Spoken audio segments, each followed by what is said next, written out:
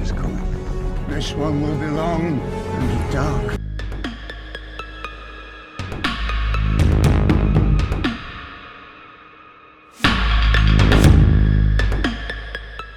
Hi everyone, and welcome to the Burnt Brass Homestead channel.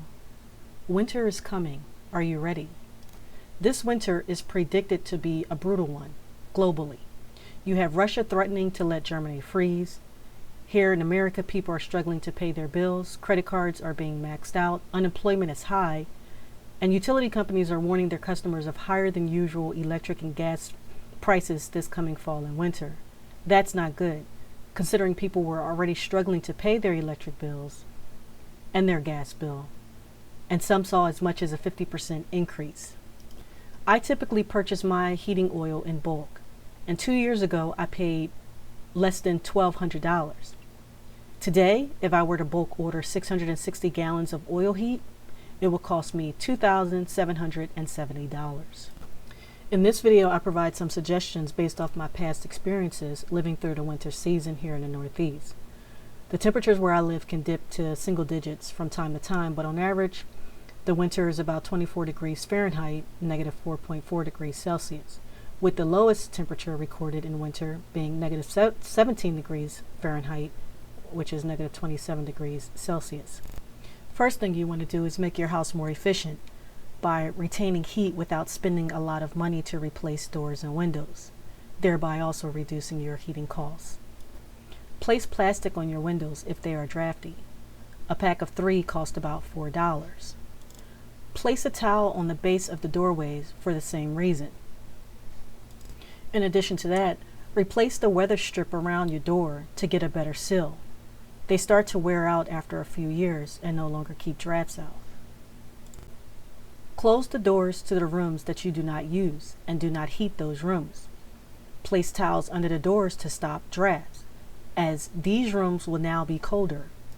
Reduce your thermostat to 64 degrees Fahrenheit and wear lounging clothes more suitable for winter, for example, sweatpants and sweatshirts. If need be, start the thermostat at 68 degrees Fahrenheit and slowly work your way down to 64 degrees Fahrenheit or lower.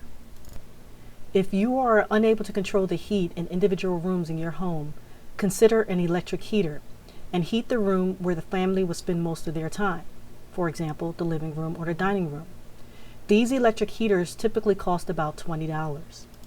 Having a source of heat that is not dependent on electricity is a good thing if you do not have a wood stove or a fireplace. Such units as a Mr. Buddy heater or a kerosene heater. Both of these units are really good at heating up a small to mid-sized room versus heating up a whole house if money is tight or bills are too high. They are also good in the event of power outages or blackouts. In regards to the kerosene heater, the Mr. Buddy heater, and the generator, try to estimate how much fuel you think you will need to run these units a few hours a day throughout the winter, and try to purchase enough fuel to get you through the winter. But most importantly, invest in carbon monoxide sensors, at least one on each floor. Wood stoves and fireplaces are another great option. If you can afford a wood stove, I recommend you get one. And I don't mean spending $2,000 to $6,000 on one. You can get a decent used wood stove online for $300 to $600 at such social sites like Facebook Marketplace or Craigslist. Just watch out for scams, as they have increased dramatically lately. And shop around for someone to install it for you, or better yet, I personally know a few people who have installed their own wood stove. If this is something you feel a little uncomfortable with, maybe hire someone as a consultant and have them come out to assess the best place to install it, tips, and have them come back to inspect it after you've installed it. Otherwise, expect to pay $4,000 to $6,000 for installation. For discounts on firewood or free firewood, perhaps build a relationship with your local arborists or sawmills. Also, be on the lookout for postings on Craigslist and Facebook Marketplace. Typically, people post listings for free wood that can be used as firewood. This is likely from a downed branch that they want removed for free, which ends up being a win-win for both parties. If you own a pickup truck, consider driving around your area after a storm. Maybe you could assist with down branches or trees in exchange for taking some of the wood home to be used as firewood. And for those of you who already have a wood stove or fireplace, schedule a chimney sweep ASAP. We are getting to the point where these guys are really busy and they have to schedule you out several weeks. If you know that you will not be able to pay your heating bill this winter, contact your local utility company immediately to inquire about programs that can help you get through this winter. There are programs that, if you qualify, will greatly reduce your utility bill, such as LIHEAP, while there are other programs that allow you to pay a fixed monthly bill to spread the cost throughout the year.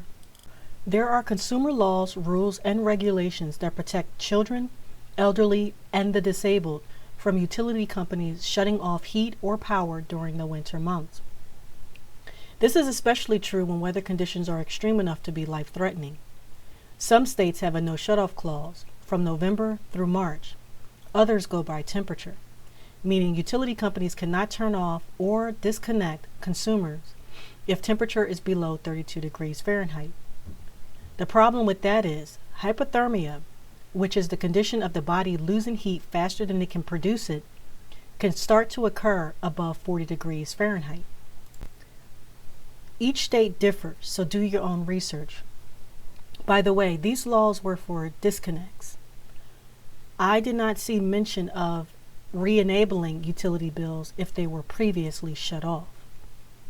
In a worst case scenario, let's say you do not qualify for any government programs and your gas or electricity is already turned off, or your area experienced longer than usual power outages or blackouts. There are things that still can be done to prepare. The first is to follow all of the suggestions already discussed in making your home more efficient at retaining heat. The second is obtaining a low-cost heating alternative such as the Mr. Buddy heater or kerosene heater for about $150, or look online for anyone that is selling them, such as Craigslist or Facebook Marketplace. Make sure to test these units out beforehand. Find a Goodwill or Salvation Army in your area to purchase extra blankets and quilts, preferably wool, thermal undergarments. Look for wool mixed garments to help wick water off your skin. Get a couple long sleeve shirts, sweaters, and winter coat. Layering is the key to staying warm. Also, if you don't have a tent, maybe pick up a tent for you and your family. In a scenario where your heat is turned off, focusing heat on one room is your best bet, using a Mr. Buddy heater or a kerosene heater. Close the doors to all the other rooms, block off drafty areas with plastic or towels, but don't forget about your pipes. Insulate them as best as you can. Consider turning off water at night and draining the pipes until you need to use them again. The last thing you need during the winter cold are busted pipes, so do some research in this area to make sure that you get it right.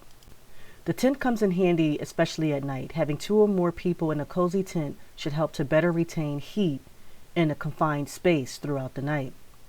Since this is the time you will not be running such units as a Mr. Buddy or kerosene heater. Instead, the extra blankets and quilts, along with your body heat, should help to keep the tent warm and survive a cold winter night, at least in my area. Don't forget about your community centers and churches in your area. They may open their doors to shelter people under extreme weather conditions. Also, if you have loved ones or friends that will take you in, then by all means, go for it.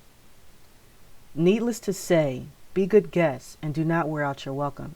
Keep the little ones under control. Be daily participants in chores and maintenance. Don't eat up all the food or snacks. And at the end of your stay, make sure you leave the shelter, the church, the community center, or house in the same condition as when you arrived, or better.